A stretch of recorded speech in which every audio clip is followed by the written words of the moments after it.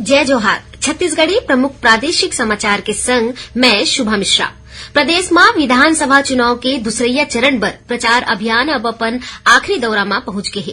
काली संझा दूसरैया चरण के चुनाव प्रचार खत्म हो जाही। भाजपा के वरिष्ठ नेता और केंद्रीय सूचना प्रसारण मंत्री अनुराग ठाकुर आज रायपुर में प्रेस वार्ता में कहीन कि प्रदेश में भाजपा के सरकार बने में किसान मन के बकाया राशि के भुगतान करे के संग प्रधानमंत्री आवास योजना में गरीब मन ला पक्का मकान दे जाही।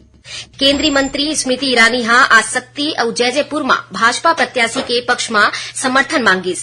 दूसर कोती कांग्रेस के राष्ट्रीय महासचिव प्रियंका गांधी के आज रायपुर में रोड शो होवत है।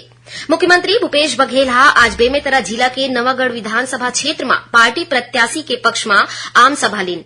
कांग्रेस के पूर्व राष्ट्रीय अध्यक्ष राहुल गांधी काली बेमेतरा में आम सभा ला संबोधित करही। भाजपा के वरिष्ठ नेता और केंद्रीय गृह मंत्री अमित शाह काली बेमेतरा और कोरबा जिला में आम सभा ली। प्रदेश में विधानसभा चुनाव के दूसरैया चरण में कुल 958 उम्मीदवार अपन किस्मत आजमावत है। निर्वाचन आयोग राजनीतिक दल मन ले ए बछर सितंबर तक ओमन मन ला मिले चुनावी बॉन्ड के विवरण सीलबंद लिफाफा में जमा करेला कहे है। आयोग ए विवरण काली 15 नवंबर तक जमा करे के निर्देश दे है। प्रदेश में विधानसभा चुनाव के दूसरैया चरण बर चुनाव आयोग सब्बो मतदाता मन के फोटो युक्त पहचान पत्र जारी कर दे है। एकर अलावा 12 आनाए दस्तावेज ला दिखा के घलो मतदाता अपन मताधिकार के प्रयोग कर सकही।